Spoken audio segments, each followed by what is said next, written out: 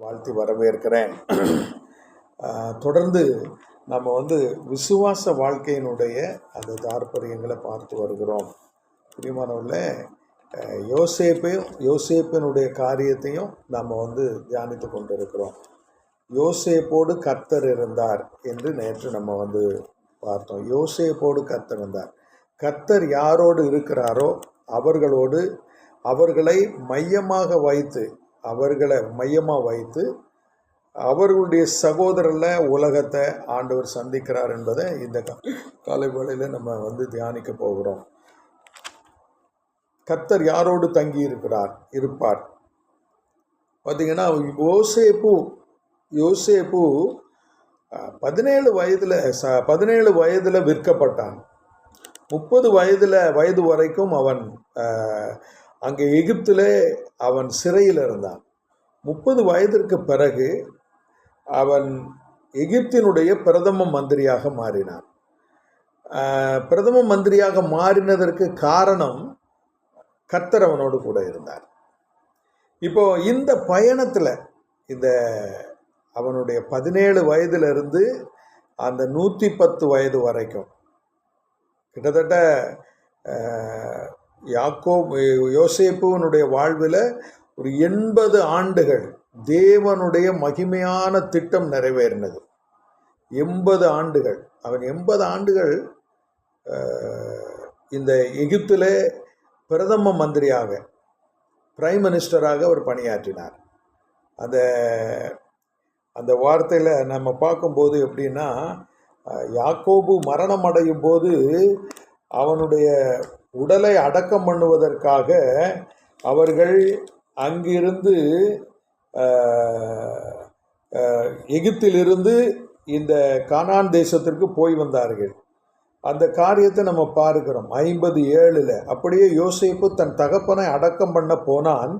பார்வோனுடைய அரண்மனையிலிருந்து பெரியவர்களாகிய அவனுடைய சகல உத்தியோகஸ்தரும், எகிப்து தேசத்தில் உள்ள சகல பெரியோரும், யோசேப்பின் வீட்டார் யாவரும், அவன் சகோதரரும் அவன் தகப்பன் வீட்டாரும் அவனோட கூட போனார்கள். தங்கள் குழந்தைகளையும் தங்கள் ஆடு மாடுகளை மாத்திரம் கோசேன் நாட்டிலே விட்டு போனார்கள். ரதங்களும் குதிரை வீரரும் அவனோட போனதினால் பரிவாரம் மிக அதிகமாயிருந்தது. இப்போ பாருங்க, மிக செல்வாக்கு மிக்க ஒரு மனிதனா யோசேப்பு உயர்ந்திருந்தான். இந்த யோசேப்புனுடைய பிறப்பு வளர்ப்பு, அவனுடைய நாட்களை பார்க்கும்போது தகப்பனுக்கு பிரியமான ஒரு மகன், ஆனால் சகோதரருக்கு பிரியமானவன் அல்ல. சகோதரர் அவனை பகைத்தார்கள். அதே போல எகிப்துக்கு வந்த போதும் போத்திபார் அவனை மிக அதிகமாக பகைத்தார்கள். அதோடு மட்டும் இல்லை, அந்த தேசத்தில் அவன் கிட்டத்தட்ட 13 ஆண்டுகள் சிறையில் கழிக்க வேண்டிய ஒரு சூழ்நிலை. ஸோ இப்போ கர்த்தர் அவனோடு கூட இருந்தார். இப்போ அவனுடைய சகோதரனுடைய வெறுப்பில் கர்த்தர் கூட இருந்தார். அவன் விற்கப்படும் போது கர்த்தர் அவனோடு கூட இருந்தார். எகிப்தில் போத்திபாருடைய மனைவி அவன் மீது குற்றம் சுமத்தும் போது கர்த்தர் கூட இருந்தார். அதே போல சிறையிலே கர்த்தர் கூட இருந்தார். இன்னும் பார்த்தீங்கன்னா, யோசேப்பு உயர்த்தப்பட்ட பிறகும் அவனுடைய மரணம் வரைக்கும் கர்த்தர் அவனோடு கூட இருந்தார். இன்னொரு காரியத்தை நம்ம பார்க்கணும். யோசேப்போட கர்த்தர் இருந்தார். யோசேப்புக்கும் அவன் சகோதரருக்கும் இடையே கர்த்தர் நியாயம் தீர்த்தார். ரெண்டையும் நம்ம கவனமாக பார்க்கணும். யோசேப்போட கர்த்தர் இருந்ததுனால சகோதரர்களுக்கும் யோசேப்புக்கும் இடையே கர்த்தர் நின்றார். இப்போ பாருங்க, ஒரு மனிதனை கர்த்தர் உருவாக்கும் போது, ஒரு மனுஷியை கர்த்தர் உருவாக்கும் போது, அல்லது அவர்களை பயன்படுத்தும் போது, இந்த உலகம் அல்லது தேவ சித்தத்திற்கு வெளியே இருக்கிற மனிதர்கள் அவர்களை அந்த மனிதனுக்கு எதிராக வருவார்கள்.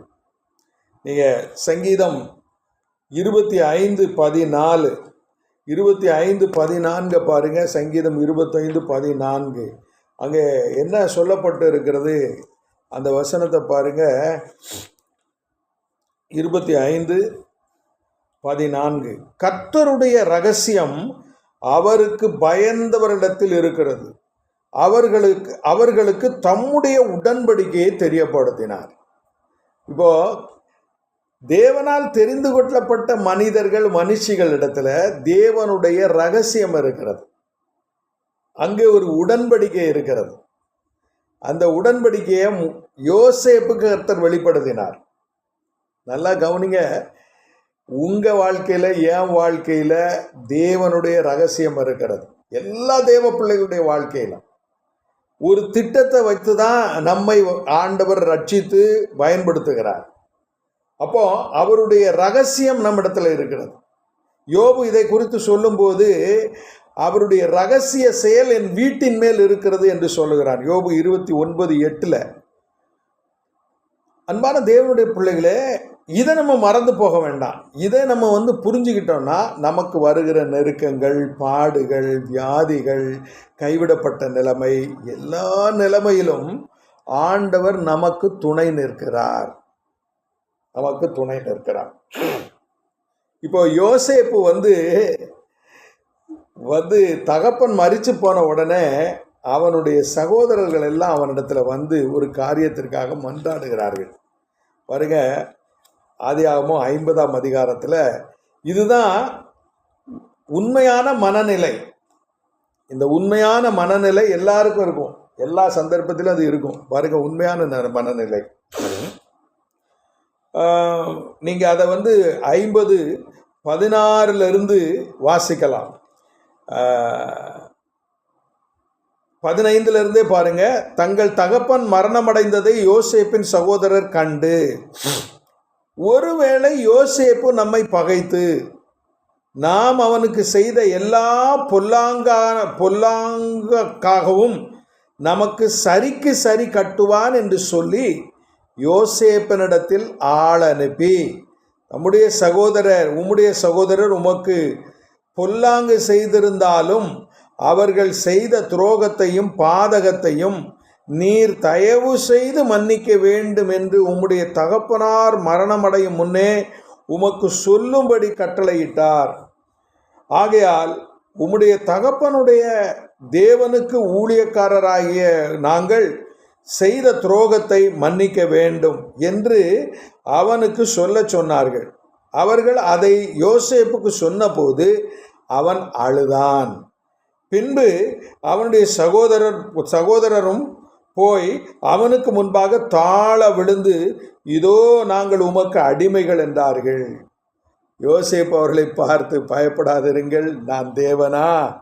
நீங்கள் எனக்கு தீமை செய்தீர்கள், தேவனோ இப்பொழுது நடந்து வருகிறபடியே வெகு ஜனங்களை உயிரோடே காக்கும்படி அதை நன்மையாக முடிய பண்ணினார்.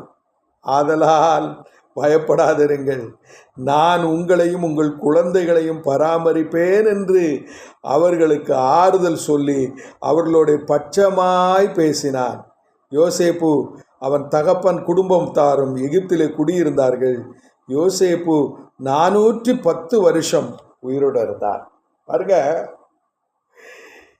செய்தது நம்முடைய வாழ்க்கையில அவைகள் அது செய்யப்படும் போது பாருங்களேன், யோசேப்பு பலவீனனாய் இருக்கும்போது, யோசேப்பு கைவிடப்பட்ட நிலைமையில் இருக்கும்போது, யோசேப்பு இளைஞனாய் இருந்தபோது அவனுக்கு அவன் அந்த ஒரு தள்ளப்பட்ட நிலைமையில, ஒரு ஒடுக்கப்பட்ட நிலைமையில, உதவியற்ற நிலைமையில, கேட்பாரற்ற ஒரு நிலைமையில இருக்கும்போது கர்த்தர் அவனோட கூட இருந்தார்.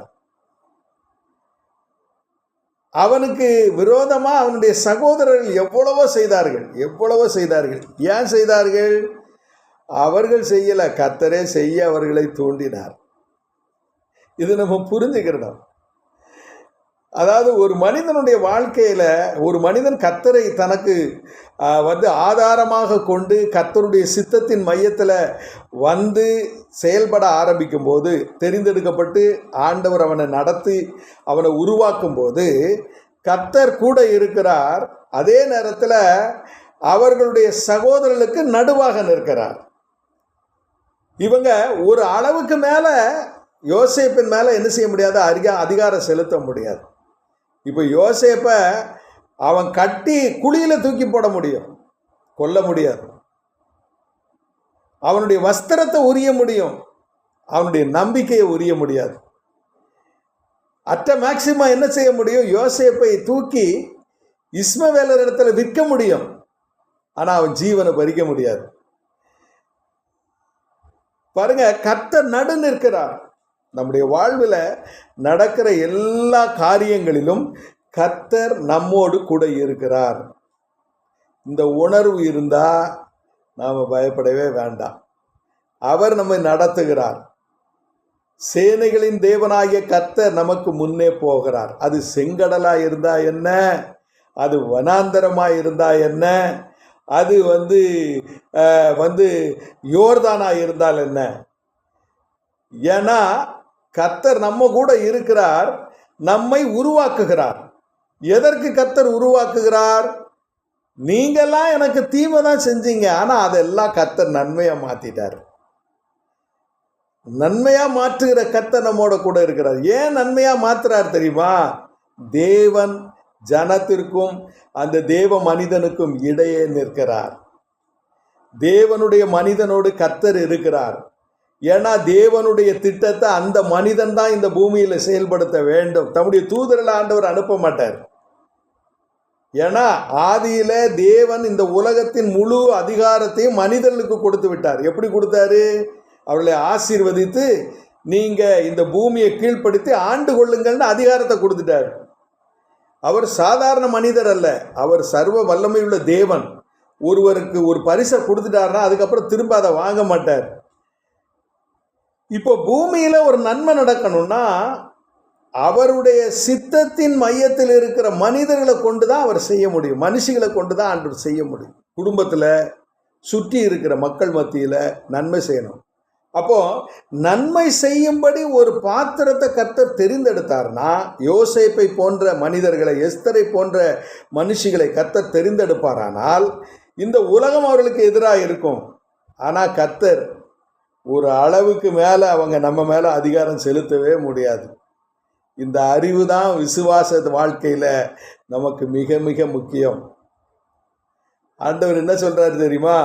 ஒன்றான மெய்தேவனாகிய உம்மையும் நீர் அனுப்பினவராகிய இயேசு கிறிஸ்துவையும் அறிவதே நித்திய ஜீவன். அறிவதே அப்படிங்கிறதுல என்ன இருக்கு தெரியுமா? கர்த்தர் என்னை தெரிந்தெடுத்திருக்கிறார். ஒரு அளவுக்கு மேலே இந்த உலகம் என்னை ஆளுகை செய்ய முடியாது. ஒரு அளவுக்கு மேலே இந்த உலகத்தின் அதிபதியோ அவனுடைய வேலைக்காரர்களோ நம்மை ஒடுக்க முடியாது என்பதை நாம் புரிந்து கொள்ளணும்.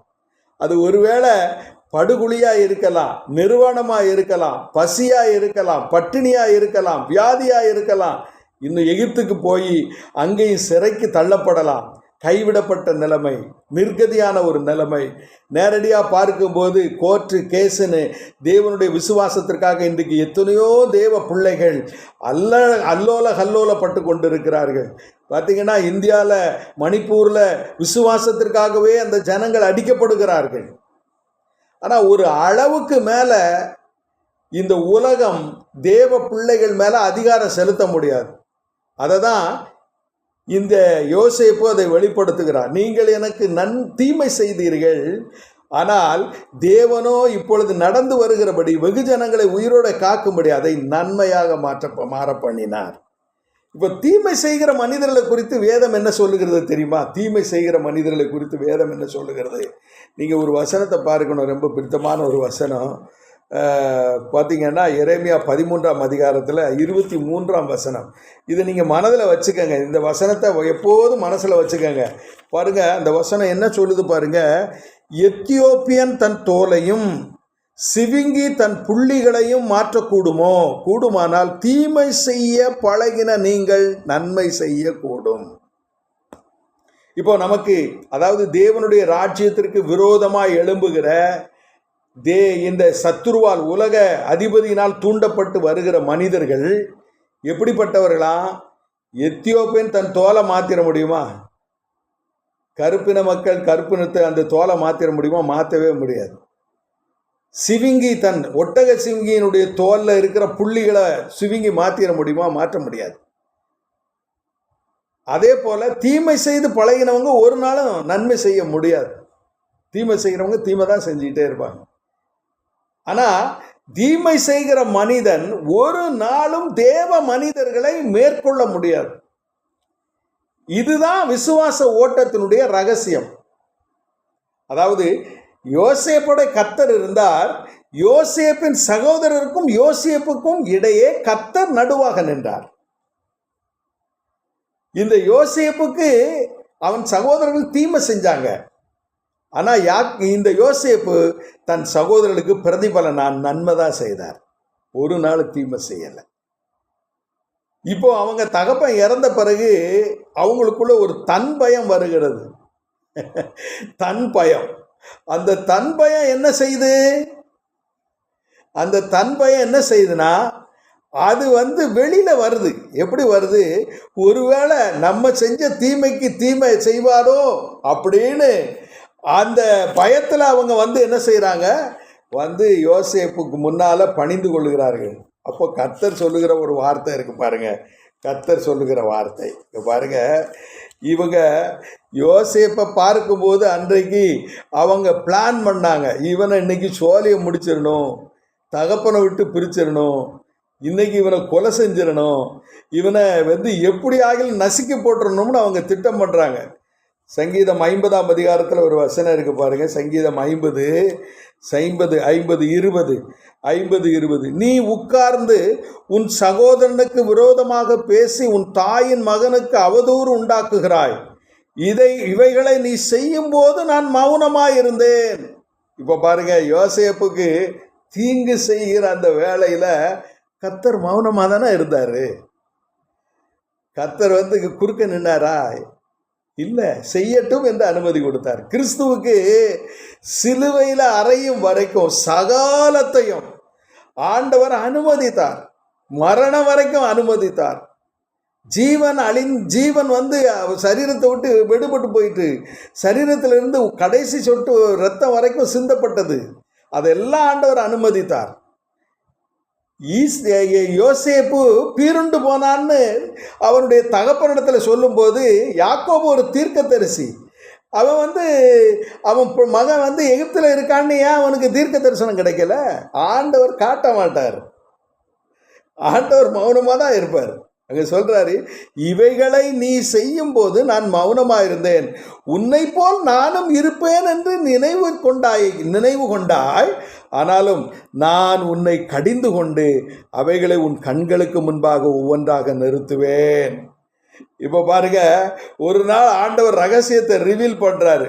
யோசேப்பு உயிரோட இருக்கிறான், எகிப்துல இருக்கிறான், மகா உன்னதமான ஒரு இடத்துல இருக்கிறான்.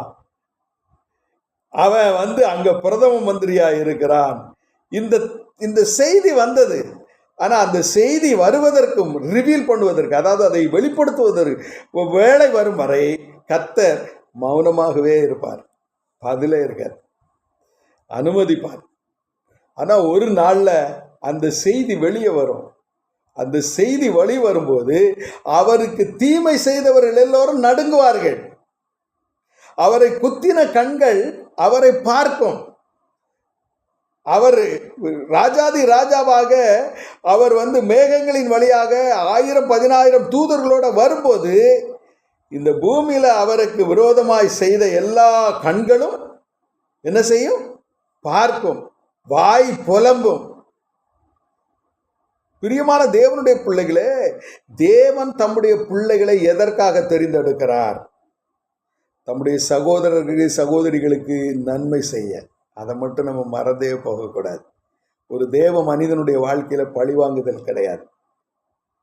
ஒரு தேவ மனிதனுடைய வாழ்க்கையில கசப்பு கிடையாது. ஒரு தேவ மனிதனுடைய வாழ்க்கையில தேவனை தவிர வேறே நோக்கம் இருக்காது.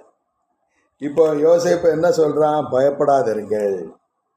பயப்படாதிருங்கள், நான் உங்களையும் உங்கள் குழந்தைகளையும் பராமரிப்பேன் என்று அவர்களுக்கு ஆறுதல் கூறினார்.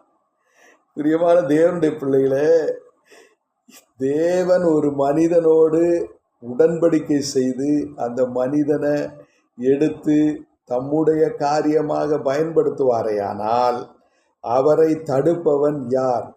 அதுதான் கேள்வி.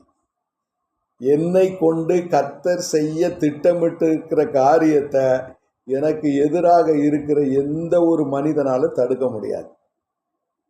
ஏன்னா தேவ திட்டத்தின் மையத்தில் இருக்கிற தேவன் என்னோடு கூட இருக்கிறார். எல்லாரும் கரங்களை உயர்த்தி ஆண்டவரை மகிமைப்படுத்துவோம். இந்த காலை வேளையில் ஆண்டவர் ஒவ்வொருவர் பேரிலும் ஒரு திட்டம் வைத்திருக்கிறார். அது ஜீவரட்சணை செய்கிற திட்டம், அது பழிவாங்குகிற திட்டம் அல்ல. அது ஜனங்களுக்கு நன்மை செய்கிற ஒரு திட்டம், தேவனை வெளிப்படுத்துகிற ஒரு திட்டம். தேவன் நம்மை கொண்டு இந்த பூமியில் அரிய காரியங்களை, பெரிய காரியங்களை செய்ய ஆண்டவர் ஆயத்தமாக இருக்கிறார். அல்லேலூயா, அல்லேலூயா. அந்த காலை வேளையில் இந்த அறிவு தான் நம்மை விசுவாச ஓட்டத்தில் முந்தி தள்ளுகிறது. நான் ஆண்டவருக்காக என் வாழ்க்கை பாருங்க. இந்த யோசேப்பு தன் உடல், ஆன்மா, ஆவி முழுவதையும் தேவ சித்தத்துக்கு ஒப்பு கொடுத்தார். தன்னுடைய உடல், ஆன்மா, ஆவி இந்த மூன்றையும் ஒப்பு கொடுத்தார். ஏன்னா யோசேப்புக்கு ஒப்பு கொடுக்க சொத்து கிடையாது, சுகம் கிடையாது. அவன் சிறையில் இருக்கிறான். யோசேப்புக்கு தேவனுக்கு ஒப்பு கொடுக்க குடும்பம் கிடையாது. யோசேப்புக்கு ஆண்டவருக்கு கொடுக்க, காணிக்கை கொடுக்க பைசா கிடையாது. ஆனால் யோசேப்புக்கு கொடுக்க உச்சிதமான அது இருந்தது. என்ன தெரியுமா? அவனுடைய ஆவி, ஆத்மா.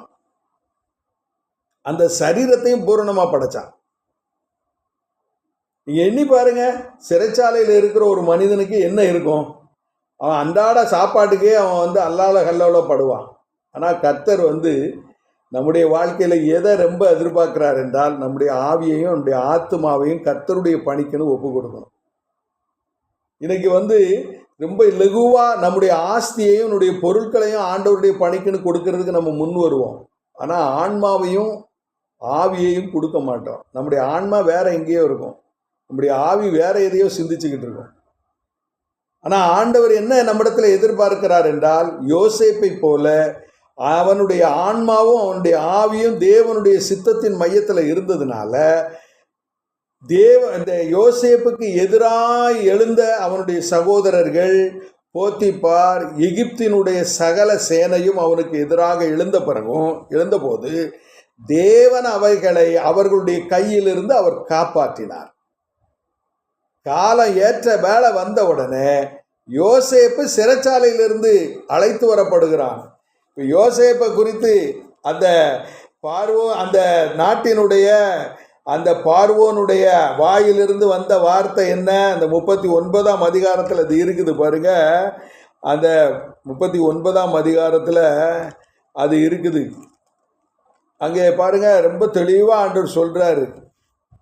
அந்த அந்த நாட்டினுடைய அந்த அரசன் இப்படி சொல்றான், இந்த ஆவி பெற்ற தேவ ஆவி பெற்ற 41, 38, 39, 48, 41, 38ஆம் வசனம் பாருங்க. 38ஆம் வசனம். அப்பொழுது பார்வோன் தன் ஊழியக்காரன் நோக்கி, தேவ ஆவி பெற்ற இந்த மனுஷனை போல வேறொருவன் உண்டோ என்றார். இந்த தேவ ஆவி எப்போ வந்துருச்சு? அவனை கர்த்தர் தெரிந்தெடுக்கும் போதே அவனுக்குள்ள வந்துட்டு 17 வயசுல அது வந்துருச்சு. 17 வயதிலே அவன் சகோதரனுடைய அக்கிரமங்களை தகப்பனுக்கு சொல்லுகிறவனாய், ஜெபிக்கிறவனாய் மாறினான். அப்பவே அவனுக்குள்ளே அந்த தேவ ஆவி வந்ததுனால அங்க பார்வோன் சொல்றாரு, பார்வோன் யோசேப்பை நோக்கி, தேவன் இவை எல்லாவற்றையும் உனக்கு வெளிப்படுத்தி இருக்கிறபடியால். இப்ப பாருங்க, எல்லாத்தையும் ஆண்டவர் வெளிப்படுத்திட்டார். நம்முடைய வாழ்க்கையில சிறிய காரியமோ பெரிய காரியமோ ஆண்டவர் நமக்கு வெளிப்படுத்துவார். வெளிப்படுத்தானாலும் சரி, வெளிப்படுத்தா விட்டாலும் சரி, கர்த்தர் கூட இருக்கிறார். சகலமும் வெளிப்படுத்தப்பட்டிருக்கு, அவ்வளோதான். எல்லாம் ஒன்றொன்னா நமக்கு சொல்லணும்னு அவசியம் கிடையாது. நான் கூட இருக்கேன்ட்டார், அவ்வளோதான்.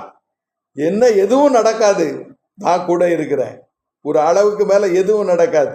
இந்த உணர்வு அப்போ பாருங்க, வெளிப்படுத்தி இருக்கிறபடியால் உன்னை போல விவேகமும் ஞானமும் உள்ள வேறொருவனும் இல்லை. அதோட மட்டும் இல்லை, சொல்றாரு, நீ என் அரண்மனைக்கு அதிகாரியாக இருப்பாய். உன் வாக்கின்படி என் ஜனங்கள் எல்லோரும் அடங்கி நடக்க கடவர்கள். சிங்காசனத்தில் மாத்திரம் உன்னிலும் நான் பெரியவனாய் இருப்பேன் என்றார். பின்னும் பார்வோன் யோசேப்பை நோக்கி, பார், எகிப்து தேசம் முழுமைக்கும் உன்னை அதிகாரியாக்கினேன் என்று சொல்லி, பாருங்க, அவர் சொல்லும்போது 44ஆம் வசனம், பின்னும் பார்வோன் யோசேப்பை நோக்கி, நான் பார்வோன், ஆனாலும் எகிப்து தேசத்தில் உள்ளவர்களில் ஒருவனும் உன் உத்தரவில்லாமல் தன் கையையாவது தன் காலையாவது அசைக்கக்கூடாது. எவ்வளவு பெரிய தேவன் பாருங்க நம்முடைய ஆண்டவர். இதை சொல்லுகிற வாய் யாருடைய வாய் தெரியுமா? பார்வோனுடைய வாய். ஏனென்றால் யோசேப்போட கர்த்தர் இருந்தார். யோசேப்புக்கு சகலமும் வெளிப்படுத்தப்பட்டிருந்தது. யோசேப்பு அவைகளை அறிந்திருந்தான். அவன் சொப்பனக்காரன் மட்டுமல்ல, அவன் தரிசனக்காரன், தரிசனத்தை உடையவனாயிருந்தான். ஆகையினாலதான் அசைக்க முடியாத ஒரு கண்மலையை போல அவன் நின்றான். ஆகையினாலதான் யோசேப்பை குறித்து இந்த யோசேப்பை குறித்து யாக்கோபு சொல்லும்போது அந்த பாருங்க, அந்த வசனத்தை நம்ம நேற்றும் பார்த்தோம். அந்த வசனத்தை பாருங்க, அவனுக்கு பேர் என்ன தெரியுமா? அவன் மெய்ப்பனும் இஸ்ரவேலின் கண்மலையும் ஆனான். இப்போ உங்களுக்கு புரிஞ்சிருச்சா? சர்வ வல்லவர் கூட இருந்தா நீங்களும் நானும் கண்மலை. கர்த்தர் நம்மை மேய்ப்பனா மாத்துகிறார். அவர் நம்ம கூட இருக்கிறார். பிரியமான தேவனுடைய பிள்ளைகளே, தேவ திட்டத்தின் மையத்தில் இருக்கணும். அதுதான் விசுவாச ஓட்டத்தினுடைய மைய கருப்பொருள். நான் தேவ திட்டத்தின் மையத்தில் இருந்தேன்னா நான் மறைந்திருக்க மாட்டேன். சிறைச்சாலை என்னை அடக்கி வைக்க முடியாது. என் சகோதரர் என்னை ஒடுக்க முடியாது. எகிப்து என்னை கட்டி போட முடியாது. போத்திப்பாரின் மனைவி என்னை வீழ்த்த முடியாது. எதுவும் என்னை வீழ்த்தாது. ஏன்னா கர்த்தர் என்னோட கூட இருக்கிறார். கர்த்தர் எனக்கும் என் சகோதரருக்கும் நடுவாக நிற்கிறார். இந்த அறிவு தான் விசுவாச ஓட்டத்தில் நம்மை பலப்படுத்தும். எந்த சோதனையையும், எந்த பாடையும், எப்பேதமான ஒரு கைவிடப்பட்ட நிலைமையையும், எப்பேற்பட்ட சூழ்நிலைமையையும் மேற்கொள்ளும் அறிவு தான் ஒன்றான மெய்தேவனாகிய உம்மையும் நீர் அனுப்பினவராகிய இயேசு கிறிஸ்துவையும் அறிவதே நித்திய ஜீவன். இந்த பாத வழியாதான் எல்லா பரிசுத்தவான்களும் போயிட்டு இருக்காங்க. நாமும் போயிட்டு இருக்கோம். இந்த காலை வேளையில ஆண்டுடைய சன்னிதானத்தில் நம்மை ஒப்பு கொடுப்போம். இந்த காலை வேளையில கர்த்தர் நம்மை ஆசீர்வதிப்பார். கண்களை மூடி ஜெபிப்போமா. பரலோக பிதாவே, இந்த காலை வேளைக்காக துதிக்கிறோம். தொடர்ந்து கர்த்தாவே எங்களோடு நீர் பேசி வருகிறீர். உங்களுடைய அளவற்ற கிருபைக்காய் நன்றி ஆண்டவரே. யோசேப்போடே நீர் கூட இருந்தீர். யோசேப்புக்கும் உன் சகோதரருக்கும் இடையே நீர் நடுவாக நின்று நியாயம் தீர்த்தீர். ஆண்டவரே, இந்த உலகம் எங்களை ஆளுகை செய்ய முடியாது. சர்வ வல்லவர் ஏற்ற நேரத்தில் எங்களை உயர்த்தி இந்த உலகத்திலே உம்மை மகிமைப்படுத்தும்படி கர்த்தர் எங்களுக்கு கிருபை செய்கிறீர். இந்த அறிவினாலே எங்களை நீர் ஆசீர்வதிக்கிறீர். உங்களுடைய அளவற்ற கிருபைக்காய் நன்றி. இயேசுவின் நாமத்தில் வேண்டுகிறோம் நல்ல பிதாவே, ஆமென்.